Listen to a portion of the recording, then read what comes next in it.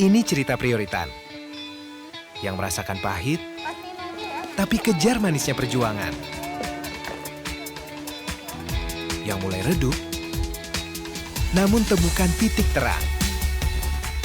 Yang sulit bertumbuh, tapi ingin berkembang. Karena siapapun kamu, terus kejar lagi prioritas tanpa kendala harga dan kuota. Bersama XL Prioritas, kejar prioritasmu. Halo semuanya, selamat sore dan selamat datang kembali di webinar series DJ Fest 2021 bareng XL Prioritas tentunya. Nah, buat para prioritas nih, ini adalah webinar kolaborasi antara MNC Portal Indonesia dan juga XL Prioritas. Bersama saya Tara Budiman yang akan menemani kalian semuanya nih yang lagi di rumah, yang lagi ikutan webinar sore hari ini. Semoga teman-teman semuanya dalam keadaan sehat dan harus tetap semangat tentunya. Ya, ada info penting nih buat pelanggan XL Prioritas sebelum kita mulai lebih lanjut lagi. Tara mau ngingetin kalau download aplikasi terbaru dari MyXL di Google Play Store atau di App Store. Karena apa? Karena banyak promo-promo menarik di aplikasi MyXL tentunya. Seperti ini ya, ada diskon 15% booster dan juga upgrade plan. Tuh seru banget kan? Buruan langsung aja download sekarang. Iya. Nah, teman-teman prioritas, kalau kemarin tuh Tara udah ngobrol barengan Mbak Prita Gozi dan juga Dr. Feni tentunya. Hari ini nggak kalah serunya nih, salah satu orang yang menginspirasi juga. Tara akan ditemani oleh founder dan juga CEO dari Young on Top. Yang mana beliau juga sebelumnya sudah bergabung di variety show-nya DJ Up Fest 2021. Siapa lagi kalau bukan Mas Billy Bon. Halo Mas Billy. Halo Mas Tara, Luar apa kabar? biasa. Sehat ya? Wah, alhamdulillah sehat. Mas gimana, sehat? Sehat, puji Oke, Tuhan. siap untuk menginspirasi teman-teman prioritas nih tentunya nih. Bareng-bareng dong, kita berdua dong. Aduh, Ngobrol-ngobrol. aku jadi nggak enak nih. Ini adalah salah satu tokoh idola aku juga. Nah, seperti yang kita tahu nih teman-teman prioritas, Mas Billy Bon ini yang akan menemani kita ngobrol-ngobrol hari ini. Karena tema hari ini sangat menarik nih Mas, ya. Untuk kita semuanya terutama buat generasi muda, yaitu asas skill untuk investasi masa depan. Wow. Nah, Tara juga mau informasi ini buat teman-teman. Nanti Tara akan buka yang namanya sesi Q&A bagi semuanya teman-teman prioritas yang ingin bertanya seputar pembahasan kita hari ini. Dan ingat, nanti akan dipilih 5 orang pemenang dengan pertanyaan terbaik. Dan akan mendapatkan hadiah menarik berupa e-wallet senilai Rp500.000 untuk masing-masing ya. Untuk 5 orang tentunya. Caranya gampang banget, ikutannya langsung aja ketik pertanyaan di kolom Q&A dengan format nama, spasi nomor telepon dan juga spasi pertanyaannya. Oke, Mas Billy. Yes. Oke, ini kita mulai nih Mas. Ini kita akan ngobrol-ngobrol hangat tentunya. Kan seperti yang kita tahu nih, Sure. Mas Billy adalah orang yang sangat menginspirasi generasi muda. Nah, Tara mau nanya nih Mas. Sekarang kan banyak banget orang yang akhirnya bilang growth mindset. Itu sangat penting nih bagi generasi muda sekarang punya pemikiran seperti itu. Nah, ini tuh kaitan dan pengaruhnya sama self development tuh apa sih Mas? Dan apa sih pentingnya?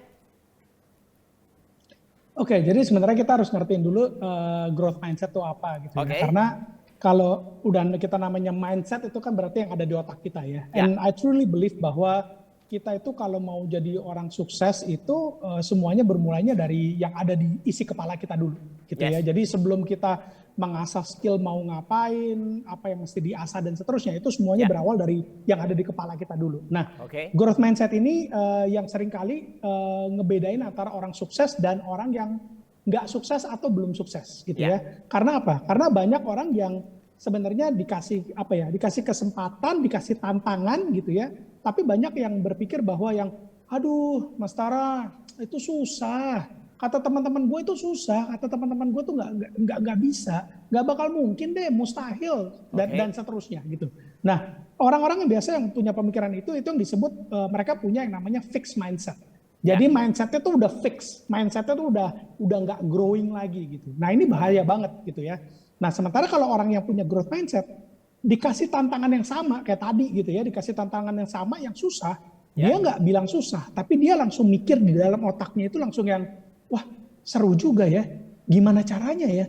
Gue belum ngerti, gue belum tahu, tapi kayaknya gue pengen cari tahu deh. Nah langsung dia ngambil Google, dia langsung search di YouTube caranya, dan seterusnya. Jadi tantangannya boleh sama gitu ya yang dikasih, tapi kalau orang fixed mindset udah langsung ngerasa susah dan nggak bisa dan nyerah gitu ya, mager. Tapi kalau orang growth mindset berpikirnya kayak tadi, wah seru nih, gue pengen cari tahu oh kalau nggak ngerti gue mau tanya orang dan seterusnya. Nah kalau udah sadar punya growth mindset, ya kesadaran punya growth mindset itu penting, itu bagus banget.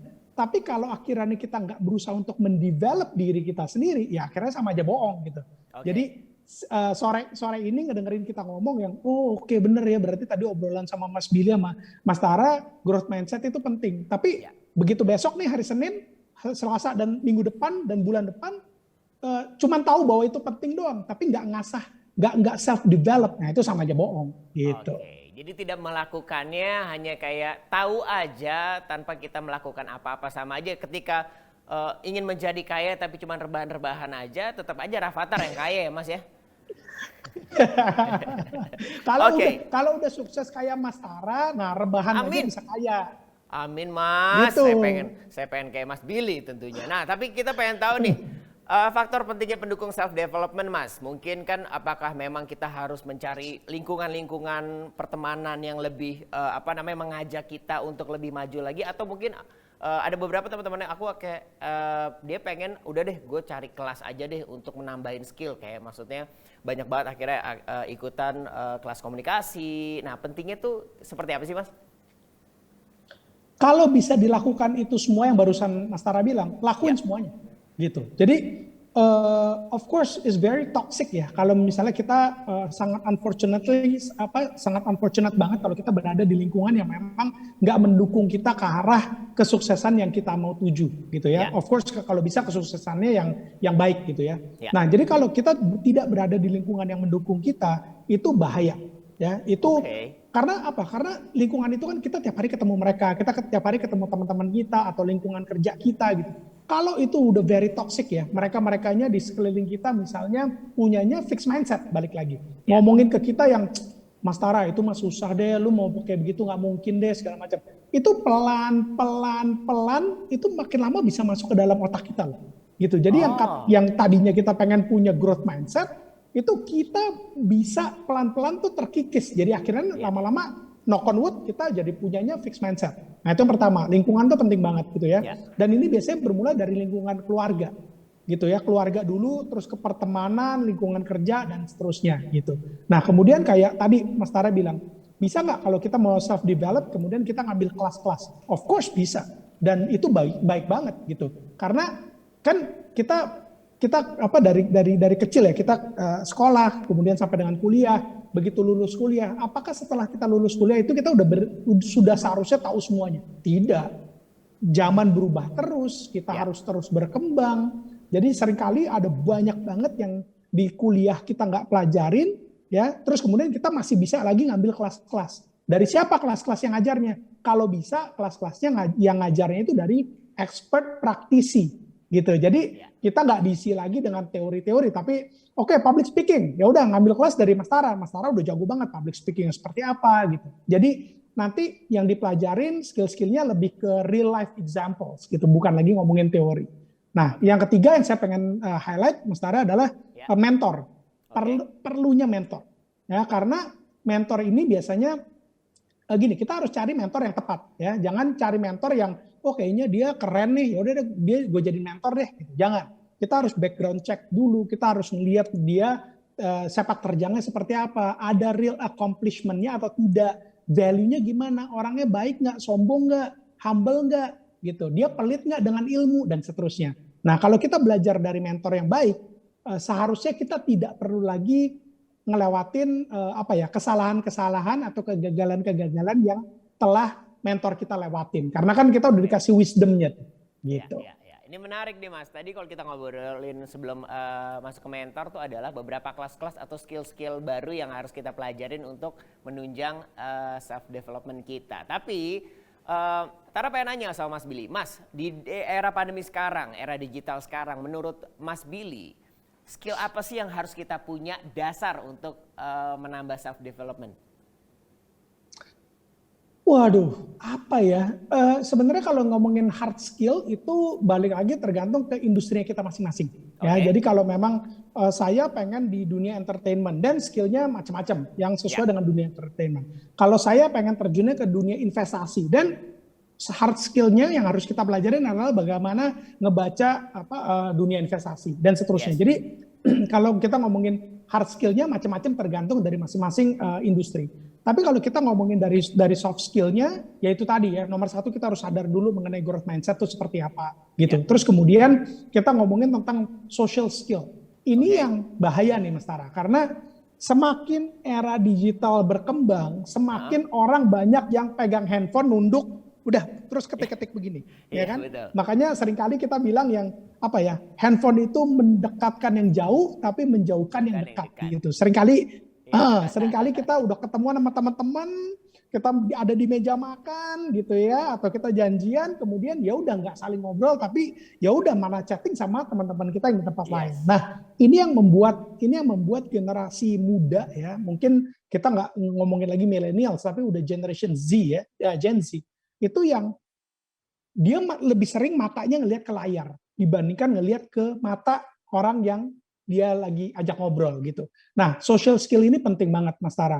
Mau di era zaman dulu, mau di era sekarang, mau sampai dengan era nanti kapanpun juga, social skill itu penting banget gitu. Bagaimana kita bisa ketika ngobrol sama orang, ngobrolnya nyambung. Gimana caranya tuh? Berarti kita harus respect sama orang tersebut, kita harus punya wawasan yang super luas. Tujuannya supaya apa? Tujuannya supaya kalau saya nih bukan di dunia industri, tapi kalau ngobrol sama Mas Tara ngomongin si siapa, dan platform apa gitu di dunia entertainment, hopefully seorang Billy masih bisa nyambung dikit sama Mas Tara, nggak bodoh-bodoh banget gitu. Nah itu kan social skill yang memang harus diperlukan, dan di dunia sekarang ini digital ya sebenarnya lebih gampang untuk kita perluas wawasan kita gitu.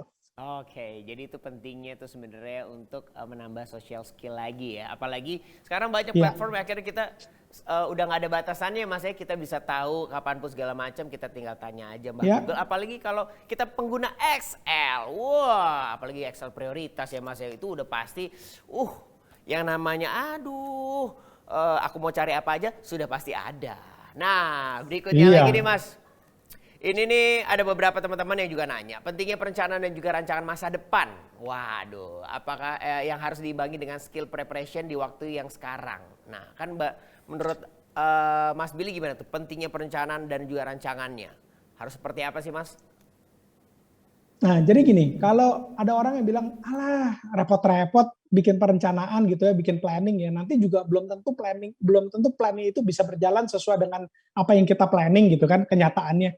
Iya betul memang, karena kan ya kita nggak yang at the end of the day yang nentuin juga yang di atas gitu ya. Kita cuma bisa bikin planning, mencoba menjalankan sebaik mungkin, tapi akhirnya ujung-ujungnya terjadi atau tidak, di luar planning atau tidak, itu 1% restu dari yang Tuhan gitu ya, mau ngerestuin apa tidak. Nah tapi kalau kita nggak punya perencanaan sama sekali, ya gimana kita mau mencapai ke apa yang kita mau targetin, orang yang kita targetin aja kita nggak tahu mau kemana gitu. Ibaratnya kayak kita pesen taksi gitu ya, kita pesen taksi. Yang pertama ditanya kan apa?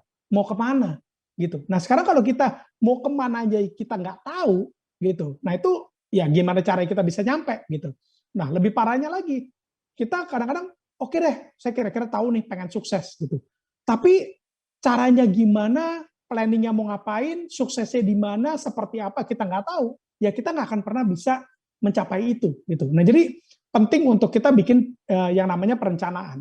Perencanaan ini dibagi dengan beberapa tahap gitu. Ada yang perencanaan jangka panjang ya. Perencanaan jangka panjang kalau orang zaman dulu bilangnya mungkin 50 tahun ke depan itu jangka panjang gitu ya. Kalau sekarang ini udah eranya teknologi, semuanya udah super kita harus agile, adaptif dan seterusnya. 10 tahun aja udah boleh dibilang itu perencanaan jangka panjang loh.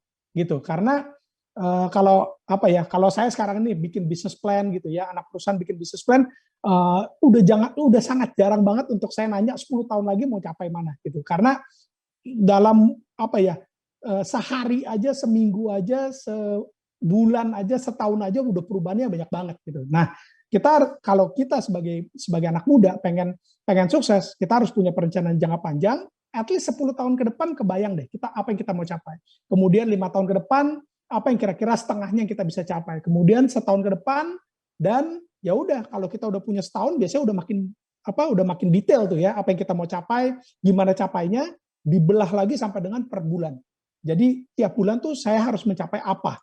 Nah kalau udah dibelah lagi tiap bulan, tiap minggunya kita mesti ngapain. Sehingga nanti sampai ujung-ujungnya adalah setiap hari kita bangun, kita udah tahu, oke, yang gue masih capai secara konsisten itu seperti apa gitu. Jadi sedetail-detailnya semakin baik, Tara. Nah, seperti yang kita tahu juga kan Mas Billy itu adalah orang termuda di umur 26 tahun sudah menjadi GM. Bahkan itu menjadi GM termuda di dunia waktu itu. Nah, kalau kita ngomong masalah preparation, pasti Mas Billy juga sudah menyiapkan preparation untuk dirinya sendiri. Tapi Mas, kadang-kadang ada beberapa teman-teman prioritas juga yang ngerasa kayak ketika saya sudah menyiapkan plan-plan dan di tengah jalan tiba-tiba plan itu tuh tidak berjalan dengan baik. Biasanya apa sih Mas yang kita lakukan lagi untuk menaikkan semangat? Kadang-kadang kan kegagalan itu tuh buat kita makin putus asa gitu Mas. Nah biasanya Mas Billy itu apa yang akan Mas Billy lakukan? Yang pertama yang saya akan lakukan kalau nggak sesuai dengan plan adalah mengevaluasi gitu. Kenapa plan yang saya udah bikin terus kemudian di tengah jalan ternyata mentok gitu. Itu nomor satu yang akan saya lakukan dulu. Karena omong kosong saya bisa menaikkan motivasi di dalam diri untuk terus jalan kalau saya nggak ngelihat ada harapan di masa depan gitu. Ibaratnya kalau udah mentok nggak bisa tembus ngelihat tembok, saya gimana caranya kita bisa saya semangat lagi gitu. Itu nggak mungkin gitu. Jadi yang pertama saya selalu lihat adalah mengevaluasi dulu. Kenapa kemarin gagal gitu ya, dicari tahu segala macam. Kalau saya nggak bisa dapat jawabannya, saya nanya ke mentor-mentor saya. Ya, saya nanya ke mentor, saya nanya ke orang-orang yang at least mungkin lebih experience atau yang nanya ke tim saya sendiri juga gitu. By the way kemarin kenapa kita gagal? Wah, kemudian masuk evaluasi segala macam. Semakin kita tahu apa yang kita lakukan salah dan atau bisa kita improve, kita baru mulai yang yang kemarin ini itu yang kita tidak lakukan. Sekarang ini ke depannya kita harus lakukan ini. Kalau kita lakukan ini, berarti chance kita untuk bisa mencapai target tersebut gimana? Lebih besar nggak? Nah, ketika itu kita bisa ngelihat nembus tembok, baru otomatis motivasi kita akan nambah. Itu yang pertama, Tora. Nah, tapi saya itu sekarang ini selalu bilang bahwa sebelum kita mau melakukan sesuatu, ketika kita sedang ngeset yang namanya target, sebaiknya target ini yang benar-benar lebih besar dari diri kita. Gitu. Jadi itu yang saya sebut sebagai purpose ya, gitu. Jadi kayak misalnya cita-cita itu beda sama purpose hidup. Cita-cita itu adalah sesuatu yang pengen kita capai. Contoh kalau saya dari kecil bilangnya cita-cita saya itu pengen menjadi orang nomor 1 di sebuah perusahaan. Saya waktu itu nggak mikir untuk menjadi entrepreneur ya, tapi pengen jadi orang nomor 1. Jadi kerja sebagai karyawan, terus naik corporate ladder sampai akhirnya jadi direktur atau kalau bisa jadi CEO gitu. Nah itu cita-cita. Tapi kalau ngomongin purpose hidup gitu ya, purpose itu yang lebih besar daripada apa yang seorang Billy pengen capai. Jadi kalau purpose hidup saya adalah untuk lebih banyak berbagi. Nah, saya udah nggak ngomongin lagi untuk saya pengen beli ini, saya pengen bisa ini, udah nggak gitu lagi. Tapi selalu ngomongnya purpose hidup saya adalah saya pengen untuk berbagi ke lebih banyak orang lagi gitu. Jadi udah nggak ngomongin diri sendiri, tapi ngomongin ke impact-nya gitu. Nah, kalau prioritas udah bisa dapetin purpose ya, ketika bikin perencanaan kemudian mentok, biasanya yang nomor 1 bisa bikin kita jalan lagi, bangkit dan jalan lagi adalah ketika kita flashback. Dulu waktu gue pengen mencapai ini, merencanakan ini, purpose gue apa? Oh iya, purpose-nya adalah kalau sampai gue bisa ngelakuin itu, akan ada 1.000 orang yang terbantukan oleh inisiatif ini. Nah, itu yang kemudian kita tanyakan kembali. Itu masih valid nggak? Kita masih mau nggak ngelakuin itu supaya ada 1.000 orang yang tertolong dengan dengan yang kita lakuin? Kalau jawabannya iya, berarti biasanya itu yang akan membangkitkan kita untuk mau untuk mau cari tahu apa kesalahannya dan kemudian kita berusaha lagi supaya kita bisa bantuin 1.000 orang tadi gitu. Jadi purpose ketika menciptakan sebuah target itu penting banget, Tara. Oke, jadi memang evaluasi diri, purpose langsung perbaiki, berarti gitu ya. Itu tapi memang luar biasa. Sorry nih ada. It's okay, nggak apa-apa. Nah, ini hal yang menurut saya juga sangat penting nih buat teman-teman prioritas di sini, dimana ketika kita ingin membangun sebuah mimpi, ya mimpi memang harus lebih besar dari semuanya gitu. Wow, ini banyak banget yang pasti udah pengen bertanya nih. Sekali lagi buat teman-teman, langsung aja kalau yang pengen nanya. Langsung tulis aja di kolom sesi Q&A kita. Caranya gampang banget, tinggal masukin nama, spasi nomor telepon, setelah itu spasi pertanyaannya. Pasti banyak banget pertanyaan-pertanyaan yang udah masuk nih tentunya nih. Oke, kita masih menunggu Mas Billy nih karena memang banyak banget pertanyaan-pertanyaan yang mau Tara tanyakan pada webinar kali ini. Buat teman-teman prioritas jangan lupa untuk download aplikasi terbaru dari MyXL tentunya. Karena banyak banget promo-promo menarik menanti kalian. Tuh, tunggu apa lagi? Langsung aja di-upgrade melalui Google Play Store ataupun juga di App Store. Nah, masih ngobrolin tentang self-development juga ya. Dimana tadi Mas Billy juga udah ngomong sama kita. Memang pentingnya lingkungan dan juga pentingnya kita mempunyai seorang mentor di mana nanti kita bisa bertanya apakah yang kita lakukan itu salah, tapi jangan pernah takut gagal. Karena apa? Kembali lagi kita harus melewati sebuah proses. Karena yang lebih mahal itu adalah prosesnya bukan hasilnya tentunya. Hasilnya ya bonus saja mungkin. Oke, ya langsung aja kalau gitu. Kita akan bertanya-tanya lagi kepada Mas Billy tentunya ya. Tapi kita masih menunggu juga. Mas Billy. Yes. Iya, Mas. Tadi kan kita udah ngobrol-ngobrol nih. Pertanyaan berikutnya nih adalah pertanyaan yang menarik nih. Pentingnya peran generasi muda sebagai generator dalam memanfaatkan era digitalisasi untuk masa depan. Pentingnya perannya seperti apa sih, Mas? Boleh dijelasin? Yes, of course ya, karena teknologi bisa seperti sekarang ini ya berkat para inovator-inovator yang which is semuanya generasi muda ya. Kita ngomongin secara global maupun sekarang ini di Indonesia juga banyak banget platform-platform. Kita juga udah tahu unicorn yang lahir di Indonesia gitu ya. Nah itu semuanya boleh dibilang founder-founder dan CEO-nya emang anak-anak muda semua gitu. Sekarang ini saya sebagai venture capital juga ngelihat saya fokus venture capital saya juga sekarang ini fokus untuk hanya membiayai memberikan pendanaan buat startup di asal Indonesia dan untuk Indonesia gitu. Nah itu kelihatan banget Mas Tara bahwa definitely ya mereka itu sebagai digital native gitu. Jadi kalau kita ngomongin saya generation X nih, aduh malu ya sampai harus ngaku-ngaku kayak gini. Saya generation X, kemudian di atas generation X ada baby boomers. Kita yang justru mau nggak mau belajarin setengah mati ngikutin perkembangan teknologi gitu. Karena yang millennials dan Gen Z, apalagi nanti ke depannya Alpha gitu ya. Nah itu ya mereka memang ketika dari lahir atau ketika mereka teenager sudah terbiasa dengan teknologi. Ya nggak heran kalau memang mereka adalah generator. Mereka adalah penggerak dari era digitalisasi sekarang ini gitu. Anak sekarang tuh semuanya sudah melek digital ya Mas, apalagi teknologi itu semuanya selalu digunakan. Nah, seperti kita tahu juga nih ada beberapa skill-skill yang tadi juga udah dibahas sama Mas Billy ya kan, ada duo soft skill yang lagi rame banget nih Mas diobrolin di generasi-generasi Z sekarang nih. Gimana sih pentingnya personal branding dan juga social relation skill tadi yang Mas bilang itu bagi generasi muda sekarang?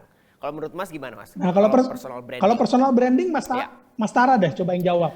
Aku memang brandingnya gini aja. Kalau aku ya cuman skup kecil aja. Tapi kalau Mas Billy kan skupnya luar biasa besar yang akhirnya bisa menginspirasi kita. Nggak, jadi gini. Saya ambil contohnya Mas Taranya aja deh. Jadi gini, banyak orang lihat yang wah Mas Tara bisa sukses seperti sekarang dan seterusnya lah gitu ya. Di mau ngapain aja sukses segala macam gitu. Amin. Tapi yang mereka seringkali nggak tahu kan sebenarnya seberapa konsisten Mas Tara itu mau ada di dunia entertainment gitu kan. Jungkir baliknya di let's say di radio gitu kan. Terus kemudian pada saat mau jadi moderator, mau jadi host segala macam, seringkali orang nggak ngelihat jungkir balik di belakangnya. Dan kalau ngomongin personal branding, kebetulan saya S2 ngambil brand management. Ya, jadi salah satunya juga ada tentang personal branding, bukan cuma tentang brand-brandnya yang dijual gitu ya. Nah, kita harus konsisten. Itu nomor satu. Kita harus konsisten. Jadi jarang banget ada orang yang bisa sukses di 10 industri yang berbeda, gitu ya. Mas Tara pengen ada di dunia entertainment sukses. Mas Tara pengen jadi atlet jet ski nomor 1 Indonesia. Mas Tara pengen jadi apalagi investor paling handal di Indonesia. Mas Tara pengen jadi pembalap motor nomor 1. Ya nggak mungkin gitu. Bukan yang nggak mungkin ya, mungkin aja gitu. Tapi chance-nya akan sulit gitu ya. Dan ketika semuanya kita ngelakuin pada saat yang bersamaan, pengen hebat di semua bidang ibaratnya gitu ya. Nah itu personal branding kita akan jadi apa ya? Jadi abu-abu gitu. Orang-orang jadi mikir yang ini sebenarnya Mas Tara maunya jadi apa sih gitu. Dia mau di entertainment iya, dia mau menjadi atlet iya, dia mau jadi ini iya gitu.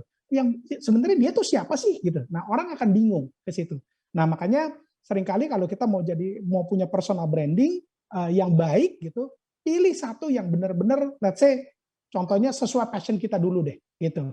Kita sukanya apa dan kita pengen dikenalnya sebagai apa, lakuin konsisten ke situ. Belajar sebanyak-banyaknya, cari mentor, berada di lingkungan yang tepat, masuk komunitas yang bisa menunjang karir kita.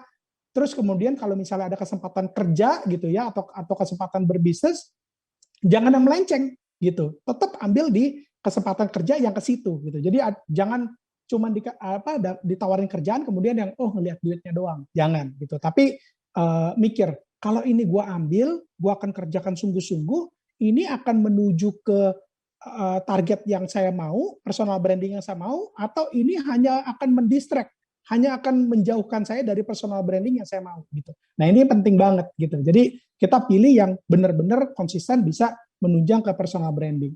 Kalau social interaction, saya rasa tadi kita udah bahas gitu ya bahwa ya penting banget gitu. Kita nggak bisa sukses kalau kita nggak dibantu sama orang lain.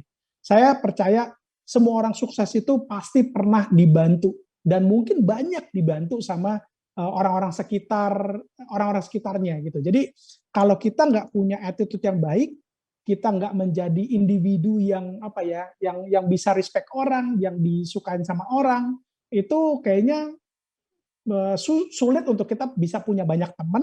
Dan kalau kita nggak punya banyak teman, ya kita semakin sedikit kan yang mau bantuin kita karena sukses gitu. Tapi kalau kita temannya banyak, lebih enak gitu. Kita mau minta tolong apa aja, teman-teman kita bisa bantuin kita. Dan chance-nya adalah kita bisa capai sukses lebih cepat dari yang mungkin kebanyakan orang.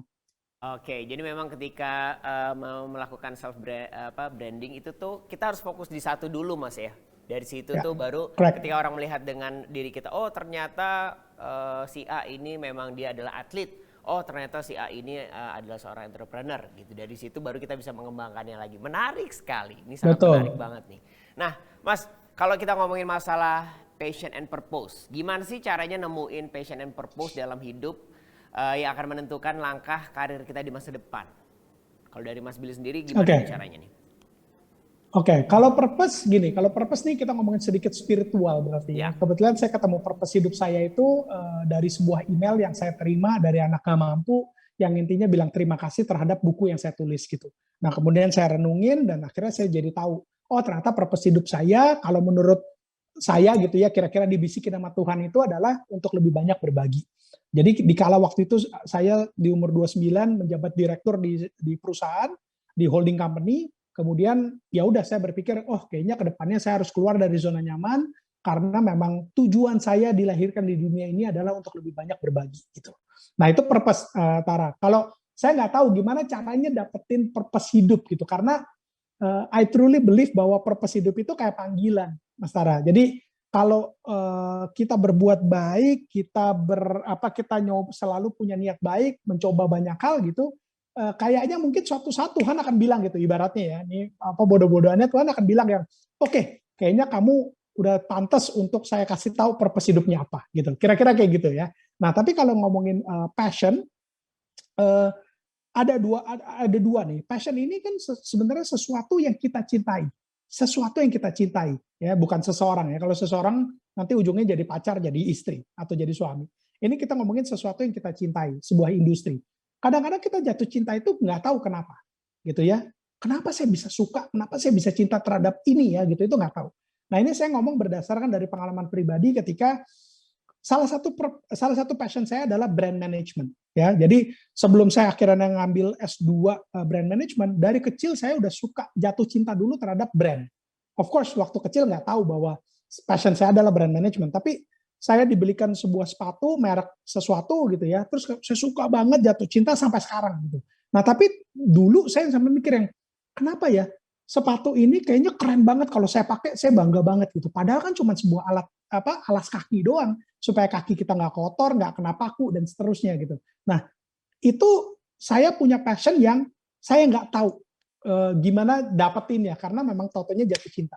Tapi ada satu trik di mana sekarang ini beberapa passion saya yang lain adalah satu youth development, jadi untuk mendevelop anak muda. Yang satu lagi adalah teknologi. Ya, nah kenapa saya bisa punya dua passion ini? Karena saya berani mencoba. Jadi kalau tips dari saya bagaimana menemukan passion, kalau sekarang ini prioritas belum tahu passionnya apa, adalah dengan banyak mencoba, dengan berani mencoba, gitu ya. Kayaknya ini menarik deh. Jangan cuma bilang menarik doang, coba ambil langkah pertamanya. Dengan apa? Misalnya dengan ikut seminarnya atau dengan langsung terjun aja, gitu ya. Nah, saya bisa tahu youth development adalah salah satu passion saya adalah ketika saya diminta untuk menulis buku. Saya dulu baca buku aja nggak suka, mendadak disuruh nulis buku, saya pelajari nulis bukunya selama 2,5 tahun, sampai buku yang ontoknya diluncurkan, akhirnya sekarang ini saya jadi terbuka kesempatan, ketemu anak-anak muda seluruh Indonesia, sekarang ini yang ontop ada di 24 kota, di ratusan kampus, saya semakin jatuh cinta gitu terhadap apa? Mendevelop anak muda. Jadi ketemu tuh yang namanya passionnya untuk youth development. Kalau teknologi dari mana Mas Billy bisa tahu itu adalah sekarang ini menjadi passion? Ketika saya terjun, saya invest di sebuah perusahaan teknologi di tahun 2013 gitu ya. Tapi jauh sebelum itunya saya udah memang punya teman-teman semuanya teman-teman entrepreneur yang di dunia teknologi gitu. Jadi semakin penasaran, tapi belum tahu kan apakah itu passion saya apa enggak gitu kan. Mungkin cuman kayaknya tertarik gitu. Nah, saya nekat, saya invest di sebuah perusahaan teknologi yang ternyata begitu ikutan meeting sebagai advisor, ketemu banyak orang lagi di dunia teknologi, makin jatuh cinta. Nah, akhirnya saya bisa mengklaim bahwa passion saya, teknologi adalah merupakan salah satu dari passion saya. Jadi kalau balik ke pertanyaan Mas Tara tadi adalah dengan berani mencoba. Oke, jadi kuncinya adalah itu berani mencoba dulu, masalah gagal ataupun salah nanti dulu. Karena dari kegagalan itu kita belajar banyak hal. Iya Mas ya, wah menarik banget nih. Oke, Mas Billy, ini kita sudah akan masuk ke sesi Q&A karena banyak banget pertanyaan-pertanyaan dari teman-teman nih yang sudah masuk. Yang pertama tuh dari Rahmat Mas. Dia nanya gini, pentingkah perangkat digital atau gadget yang up to date untuk mengikuti pola pasar atau ekonomi digital? Tuh, jadi kayaknya apakah penting nih gadget yang harus update terus? Kalau menurut Mas Billy gimana Mas? Oke, kalau menurut saya gini, kalau untuk niatannya adalah untuk supaya kita bisa punya fitur bisa ngikutin perkembangan teknologi ya dengan fitur baru segala macam menurut saya oke, bagus. Yes. Tapi yang bahaya Mas Tara adalah ketika banyak anak muda yang selalu membeli gadget terbaru untuk gengsi, untuk keren-kerenan. Iya kan, yang penting pada saat saya keluarin dari kantong, ketika selfie kelihatan tuh handphone saya mereknya apa, gitu kan. Nah, kalau untuk gengsi, untuk kayak begitu-begituan doang, biar dibilang keren, oh lu kaya ya segala macam, menurut saya nggak perlu. Menurut saya nggak perlu, gitu. Tapi kalau untuk yang itu tadi tuh, misalnya di awal tahun ini, kemarin ini nyempet ada sesuatu yang hype, sebuah platform untuk saling berbagi, namanya Clubhouse, gitu kan. Nah itu waktu itu cuma bisa dipakai sama iPhone misalnya mau kosong gitu. Nah ya udah kalau memang saya kayaknya pengen belajar banget dari orang-orang hebat ini yang waktu itu ada di Clubhouse, kayaknya saya harus punya iPhone. Ya nggak apa-apa gitu. Tapi jangan contohnya beli iPhone untuk lu iPhone ini sekarang ini lu tahu udah gabung Clubhouse belum? Apa tuh Clubhouse? Lu pakai iPhone buat apa gitu? Lu AirDrop dong. Apa tuh AirDrop? Jadi lu pakai nih telepon buat apa? Buat SMS sama buat telepon doang, ya sama aja bohong gitu. Kalau buat kayak gitu-gituan nggak perlu. Saya kebetulan yang tadi ya passion saya di dunia teknologi, Mas Tara, tapi handphone saya biasa aja.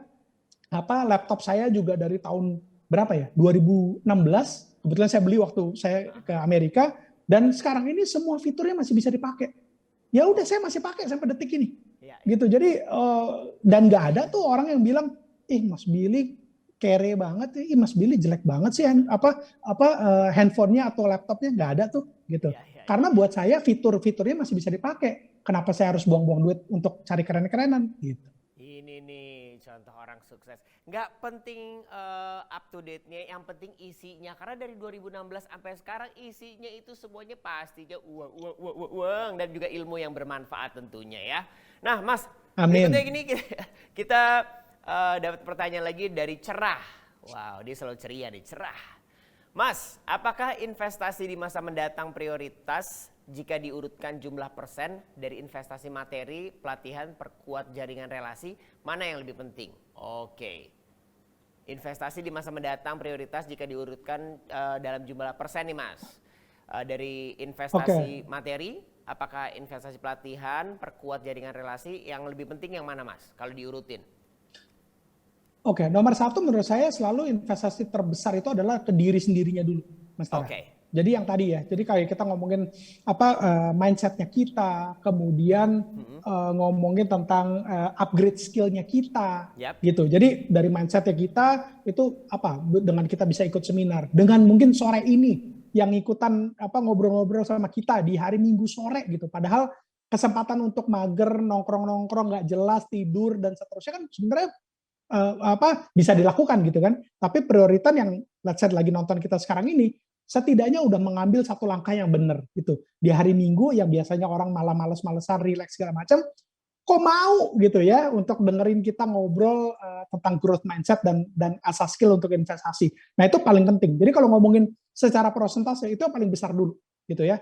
Nah kemudian betul, saya juga setuju bahwa investasi finansial juga diperlukan. Karena terlepas dari sekarang ini apa yang prioritas lagi lakuin ya, apakah berbisnis, apakah karyawan kerja gitu ya, mau gajinya seberapa gedenya, kalau nggak ngerti bagaimana menginvestasikan uang yang kita sudah dapetin, nggak bakal tajar melintir ujung-ujungnya gitu. Saya bisa ngomong ini berdasarkan pengalaman juga gitu ya. Jadi saya juga punya teman-teman juga lah di luar sana yang gajinya, kalau ngomongin gajinya udah bukan lagi puluhan juta ya, gajinya udah ngomongin 150 juta, gajinya 200 juta, gajinya 250 juta gitu. Nah, biasanya mereka-mereka ini kalau saya tanya gitu ya, lo sebenarnya duitnya lo punya gaji, lo sukses sebagai direktur, CEO dan seterusnya, itu sebenarnya lo pakai buat apa sih? Rata-rata semuanya bilang diinvestasikan lagi gitu. Jadi mereka bukannya cuman ngomongin sebatas mau traveling, beli gadget paling keren, beli mobil, beli segala macam. Saya makin ke sini, atau memang itu pergaulan saya ya, saya nggak ngerti juga. Tapi ketika saya tanya ke mereka, orang-orang yang sukses ini, mereka semua bilang yang untuk diinvestasikan gitu. Jadi apakah investasinya di pasar bursa saham, di kripto, di properti, atau di startup, atau di UMKM, itu terserah. Di reksadana itu terserah. Itu balik lagi terhadap kita harus ngerti risk profilnya kita masing-masing itu seperti apa sih gitu. Apakah kita yang berani risk taker atau kita yang risk averse gitu. Kita berani ngambil resiko atau kita cenderung yang takut terhadap resiko gitu. Kalau kita takut yang terhadap resiko, ambil investasinya yang lebih rendah resikonya gitu. Tapi yes, perlu gitu. Dan ini salah satu skill yang sebenarnya jujur Mas Tara, saya baru mulai pelajarin banget ya tentang investasi, let's say ke bursa saham dan seterusnya, itu baru di awal pandemi di Maret tahun lalu ketika mulai WFH, mulai banyak waktu di rumah, nggak mesti meeting nonstop. Waktu itu belum meeting nonstop,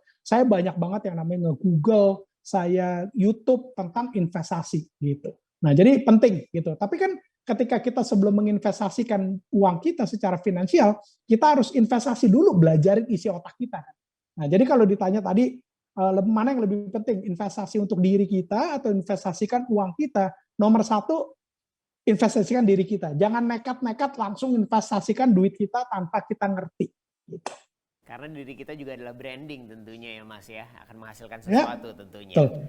Baiklah, nih ada berikutnya lagi nih Mas, Siska. Mas Billy, lebih baik mana Mas? Ketika ada peluang baru melatih skill atau melatih skill lebih dahulu baru menunggu peluangnya?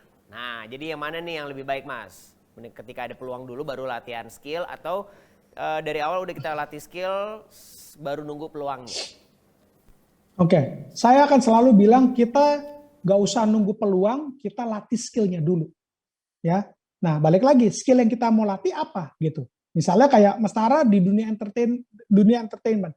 Berarti yang mesti dilatih macam-macam kan? Ya kan dari public speakingnya, dari segala macam lah gitu. Nah, sebelum nunggu peluang itu kita harus siapin skillnya dulu, karena kan ada yang bilang kalau nggak salah apa sih kesempatan ketemu dengan skill ya, itu menjadi peluang itu akan datang ketika memang kita udah siap. Jadi bayangin gini deh, saya kasih contoh yang very realnya ya. Ada satu orang, dia pagi-pagi udah mandi, udah siap-siap dan seterusnya, kemudian ada bus datang di depan rumahnya, ya kan? Dia karena udah siap, dia tinggal ambil tuh peluang, dia tinggal naik busnya langsung jalan. Tapi bayangin ada satu orang yang dia nggak mempersiapkan diri, dia bangun tidur masih males-malesan, masih nggak tahu mau ngapa-ngapain gitu ya, nggak ngapa-ngapain, nggak mandi, nggak gosok gigi. Ada bus datang di depan rumah dia. Apakah dia bisa naik ke dalam bus itu? Masih pakai baju tidur, belum sikat gigi? Nggak bisa kan? Nah, akhirnya peluangnya lewat, ketinggalan bus gitu. Nah, jadi sebelum peluang datang, kitanya udah harus siapin diri kita dulu gitu. Seberapa siap?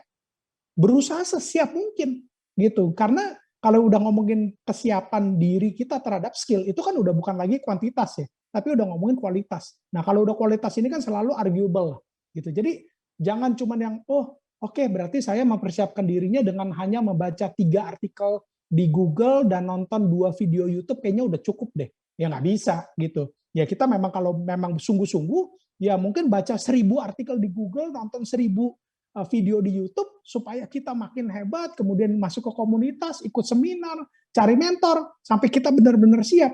Biasanya pada saat kita siap, peluang datang. Peluang dari mana? Dari orang-orang yang mungkin kenal kita, yang mungkin personal branding kita udah jadi bagus, sehingga orang-orang lebih kenal. Akhirnya mereka yang datang ke kita.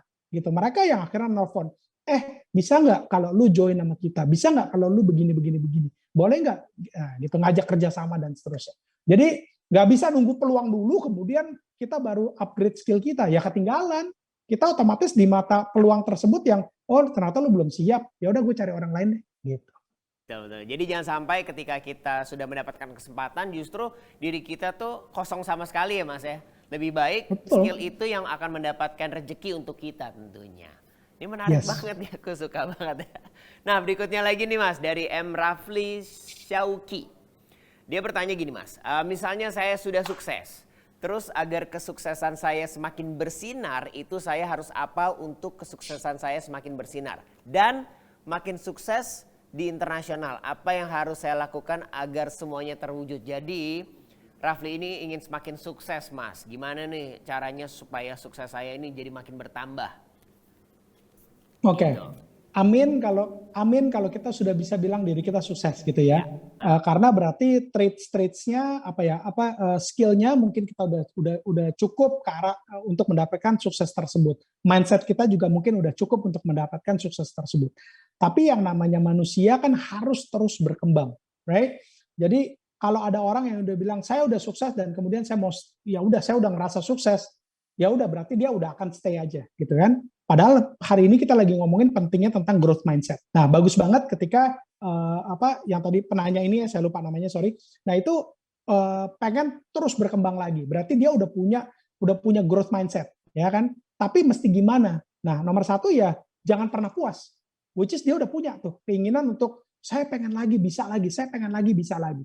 Nah, yang nomor 2 adalah harus perluas wawasan. Ini nggak akan pernah saya capek-capek untuk saya sampaikan dan ingetin kayak generasi muda bahwa kalau ada peribahasa yang katak dalam tempurung ya. Nah, kita jangan seperti katak dalam tempurung. Sudah sukses nih di Indonesia. Wah, kita udah merajai, kita udah punya perusahaan, kita udah paling hebat di Indonesia.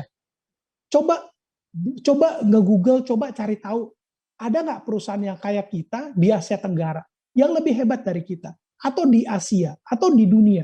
Chance-nya pasti ketemu, pasti ada perusahaan yang lebih hebat dari kita. Nah, kemudian kita pelajarin, gitu. marketnya seperti apa, kenapa mereka bisa sukses, ada nggak kegagalan yang mereka pernah lakukan, supaya kita nggak ngikutin lagi harus ngelewatin lubang, jatuh ke lubang yang sama gitu. Nah jadi menurut saya yang paling yang gampangnya ya untuk supaya kita bisa semakin sukses adalah kita harus terus haus terhadap ilmu. Kayak Steve Jobs bilang stay foolish, stay hungry, stay foolish, ya kan? Jadi kita harus terus-terusan lapar terhadap ilmu, terhadap wawasan. Ya udah belajarin terus gitu. Karena semakin kita wawasannya semakin gede, kita semakin sadar bahwa ternyata gue belum apa-apa ya. Ternyata gue belum sesukses yang gue pikirin banget ya. Ternyata di luar sana masih ada yang lebih hebat ya, gitu. Membuat kita lebih humble, tapi pada saat yang bersamaan jangan bikin kita menjadi rendah diri, jadi minder, jangan. Tapi kita ngelihat orang-orang sukses itu, wah dia bisa begitu, gue pelajarin lah gitu. Jangan iri, tapi malah jadi motivasi untuk bisa seperti itu. Oke, Perluas wawasan. Nah ini menarik kalau kita ngomongin masalah kesuksesan, Mas. Nah sebelum kita masuk ke pertanyaan dari teman-teman yang selanjutnya, Tara mau nanya nih Mas. Ketika kita melihat sebuah kesuksesan, apakah supaya kita tidak berhenti untuk mempunyai yang namanya growth mindset gitu Mas, apakah mencari kompetitor itu penting? Kalau menurut Mas Billy sendiri? Ya, kalau menurut saya gini, balik lagi ya, saya sebagai seorang VC sebagai seorang venture capital, saya nggak pernah ngelihat ada satu perusahaan yang nggak punya kompetitor. Jadi kalau saya ketika ketemu seorang founder lagi interview gitu ya, mereka lagi pitching ke saya gitu misalnya, kalau saya sampai nanya kompetitor kamu siapa? Nggak ada Mas Billy. Wah nih orang nggak pantas untuk diinvest. Artinya apa? Artinya nih orang memang belum tahu industrinya, dia ngerasa bahwa dia adalah pencipta dari ide ini pertama kali di Indonesia atau di dunia gitu. Nggak mungkin. Zaman now ini udah bukan zaman kayak zaman dulu di mana Thomas Alva Edison menciptakan bohlam lampu gitu. Zaman dulu belum ada seluruh dunia bohlam lampu, kemudian Thomas Alva Edison menciptakan itu. Zaman now ini there's nothing new under the sun. Artinya di dunia ini udah nggak ada lagi yang baru. Semuanya ada gitu ya. Kita ngomongin contoh deh. Saya kasih contoh Steve Jobs ngebikin ngebikin iPhone misalnya, gampang ya. Ya kan? Apakah iPhone itu adalah kreasinya dia yang pertama kali di dunia ini orang nggak ada yang tahu? Enggak. iPhone itu adalah sebuah telepon genggam gitu kan. iPod, ketika dia menciptakan iPod, ya kan, portable music player. Apakah dia yang menciptakan? Kagak. Zaman dulu banget ada yang namanya Sony Walkman, ya kan? Sony Walkman, terus kemudian jadi disc, jadi CD, jadi kemudian ada mini disc, kemudian dia ciptain portable yang namanya portable music player yang namanya iPod gitu. Nah jadi there's nothing new under the sun gitu. Jadi yes, kita kalau mau semakin berkembang, ketika kita menciptakan sesuatu atau kita bergelut di suatu bidang, kita harus tahu industrinya seperti apa. Kita harus tahu kompetitor kita siapa aja gitu. Cuman saran saya adalah cukup mempelajari industrinya, kompetitornya, kemudian jangan terus-terusan ngeliatin kompetitor. Oh, kompetitor ngelakuin ini, berarti kita harus begini. Kompetitor si B ngelakuin ini, berarti kita harus begini. Lama-lama yang kita lakukan hanya reaktif terhadap kompetitor gitu. Yang benar adalah kita tahu kompetitor kita seperti apa, landscape industrinya seperti apa, kemudian kita tentukan target yang kita mau capai apa. Yang tadi saya bilang, 10 tahun ke depan mau ngapain, 5 tahun ke depan mau ngapain, kita breakdown segala macam. Sekali-sekali pada saat kita jalan, ibaratnya kayak kita nyetir mobil, sekali-sekali kita ngelihat ke kaca spion. Tapi fokus kita jangan ke kaca spion terus-terusan, nanti nabrak. Lebih baik kita fokusnya ke windshield, ke kaca depan, ke tujuan yang kita mau capai, gitu. Menarik sekali nih, perlunya ada kompetitor tapi tidak perlu untuk saling bersaing. Bersaing mungkin dalam keadaan ya gimana cara kita menemukan sesuatu yang baru lagi ya mungkin ya Mas ya. Kalau malah Mas Tara, kalau bisa diajak kolaborasi kenapa tidak? Nah, itu dia yang saya suka. Saya truly believe dengan kolaborasi. Karena kadang-kadang gini, saya udah sering banget nih Mas Tara di dalam bisnis ya.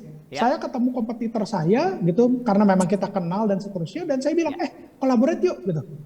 kadang-kadang orangnya bingung gitu yang, hah ini Mas Billy ngajarin kolaborasi. Dan saya jelasin bahwa daripada lu ngeluarin biaya iklan untuk mengedukasi pasar sendiri gitu ya, saya juga ngedukasi pasar sendiri, kenapa nggak kita bareng-bareng, kita join forces, kita mengedukasi pasar, toh juga, you know what, Indonesia gede banget kok gitu. Lu mau dalam waktu sekian bulan atau sekian tahun ke depan memonopoli pasar, nggak mungkin gitu. Kenapa nggak kita bareng-bareng, kita kolaborasi, gue bantuin lu di bidang A, lu bantuin gue di bidang C, kemudian kita nanti ada saling share profit dan seterusnya. Dan so far menurut pengalaman saya, Mas Tara, itu yang lebih menyenangkan gitu. Tapi tidak monopoli ya, meaning bukan berarti saya kong kali kong dengan dia ngeset satu harga yang sehingga konsumen nggak punya pilihan. Nah itu nggak boleh, itu monopoli gitu. Tapi kalau dalam kolaborasi menurut saya bagus banget, dan saya makin sering kok kesini ngelihat yang teman-temannya Mas Tara juga gitu ya di dunia entertainment.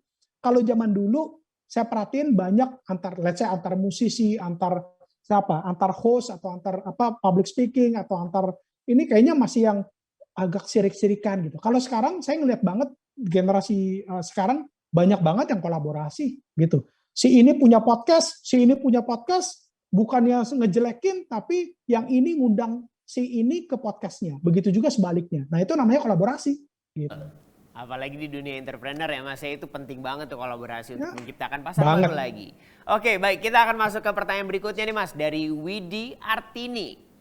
Widi bertanya, apakah lingkungan organisasi yang positif dapat membantu mengasah skill investasi walaupun cenderung ikut-ikutan, akan tetapi kita memilih mentor yang hebat dalam investasi, gitu Mas.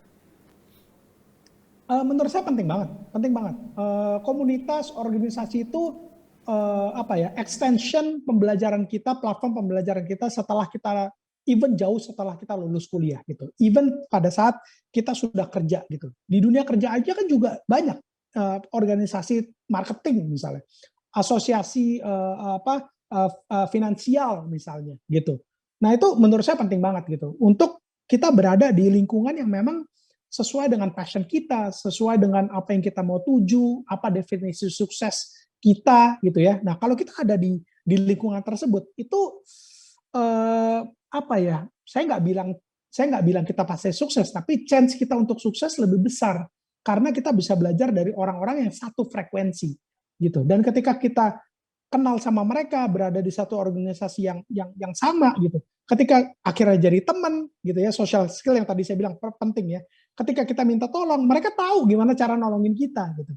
Kalau misalnya kita nggak berada di di asosiasi atau di organisasi yang sama, kadang-kadang kita suka minta tolong ke orang yang kita kenal, tapi orang tersebut nggak ngerti sebenarnya dunianya kita seperti apa. Ya sama aja bohong gitu loh. Nanti malah jangan-jangan kita dapat advice yang salah-salah, malah ngejerumusin kita gitu. Jadi penting banget untuk kita berada di organisasi atau komunitas yang memang sesuai dengan yang menjadi minat kita gitu. Oke, jadi memang penting banget nih kita untuk berbaur ya Mas ya. Untuk mengasah lagi skill-skill kita, saling bertukar pikiran. Wow, luar biasa. Nah, mungkin terakhir nih Mas, ada tips atau ada kiat penting nih bagi generasi muda untuk mengasah skill dan lebih aware terhadap pentingnya pengembangan skill sebagai investasi masa depan. Mungkin Mas punya tips atau kiat? Oke, jadi mungkin saya recap aja ya dari obrolan kita sejam ini ya Mas Tara ya. Jadi sesuai dengan tema kita, nomor satu kita harus sadar dulu bahwa kita harus punya growth mindset. Jangan sampai kita kejebak kita punya fixed mindset ya, yang dikit-dikit udah bilang susah, nggak mungkin dan seterusnya. Kita harus jadi orang kalau mau sukses ya kita harus punya keinginan untuk benar-benar sukses, untuk terus mau belajar, kita harus perluas wawasan, kita harus terus investasi terhadap diri kita gitu. Pertajam social skill, pertajam hard skill. Hard skillnya tergantung dari industri apa yang kita mau jago. Di public kita mau jadi kayak Mas Tara ya berarti harus jago dulu public speakingnya gitu. Personal brandingnya harus fokus dulu gitu. Jungkir balik di dunia tersebut gitu sampai akhirnya kita punya nama gitu. Nah dan juga kenalin diri dulu ya, purpose-nya apa, hopefully dikasih tahu segera sama Tuhan tujuan hidup kita, kenapa kita dilahirkan di dunia ini untuk apa gitu, dan juga passion kita ya. Gimana caranya tahu passion kita? Dengan berani mencoba. Karena kalau kita di rumah aja mager nggak ngapa-ngapain, kita nggak akan tahu tuh passion kita apa. Tapi kalau kita udah nyoba, terus yang ternyata ini gue kayaknya kurang suka, ya udah coba lagi yang lain, gitu. Sampai dengan kita ketemu yang, ini kayaknya gue makin suka nih, tapi nggak gampang, sulit. Tapi kok kayaknya gue nggak pengen ninggalin, gue makin suka. Nah itu mungkin akhirnya itu bisa kita klaim sebagai passion kita, gitu. Dan at the end of the day, mau punya growth mindset, kita tahu purpose, kita tahu passion, kita tahu segala macam. Tapi kalau kita nggak ngelakuin, nggak mencoba melangkah pertama, dan kemudian kalau kita gampang give up, sama aja bohong, gitu. Dunia ini harus penuh perjuangan, nggak ada yang gampang, nggak ada yang instan, ya kan? Nah, jadi setiap kali kita kejedot tembok, jalan terus, kejedot tembok, jalan terus, kejedot tembok, jalan terus, gitu. Jangan cuman baru kejedot tembok, jatuh sekali, luka dikit, kemudian udah give up. Ya, kita nggak akan kemana-mana. Jadi memang harus luar biasa sekali ya. Jadi awalnya memang harus trust God and believe in yourself and do it after that. Ya, wow. Yes. Yeah. Itu dia, saya suka sekali nih. Oke, sekali lagi nih congratulations buat para pemenang ya. Ada Rahmat, ada Cerah Rupian, ada Siska, ada M. Raflis Syauki, ada juga Widi Artini. Nantinya kalian akan dihubungi oleh panitia tentunya. Oke. Dan juga nih ada informasi penting nih buat para teman-teman prioritas. Sekali lagi Tara mau ngasih tahu kepada pelanggan XL Prioritas, segera download aplikasi MyXL terbaru di Google Play Store atau juga di App Store. Karena apa? Karena banyak banget nih, banyak sekali promo-promo menarik di aplikasi MyXL. Seperti diskon 15% booster data dan juga telepon. Nah, kalau gitu banyak hal yang akhirnya kita pelajarin tentang self development dari Mas Billy. Terima kasih sekali lagi buat Mas Billy untuk waktunya, untuk sharing momennya juga. Semoga nanti teman-teman prioritas di sini akan mendapatkan passion dan juga purpose-nya. Thank you ya Mas, sehat selalu buat Mas Billy dan juga keluarga. Thank you so much. Oke, sekali lagi terima kasih atas antusias yang sangat luar biasa nih. Buat semua para teman-teman prioritas yang udah ngeramein dan juga udah menjadi bagian dari webinar DJ Fest 2021 dari hari pertama sampai hari ini. Buat yang ketinggalan jangan takut nih ya, acara variety show DJ Fest dari tanggal 15 Oktober sampai dengan hari ini bisa langsung lihat rekaman ulangnya di channel YouTube Okezone dan juga official iNews TV. Sekali lagi terima kasih banyak, sampai jumpa di lain kesempatan. Stay safe, stay healthy, and stay happy. Saya Tar Budiman, bye-bye.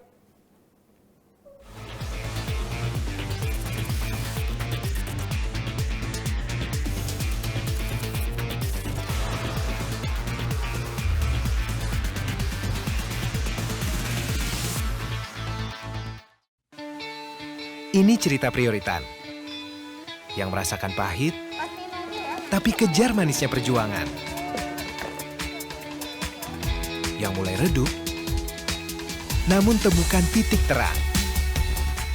Yang sulit bertumbuh, tapi ingin berkembang. Karena siapapun kamu, terus kejar lagi prioritas tanpa kendala harga dan kuota. Bersama XL Prioritas, kejar prioritasmu.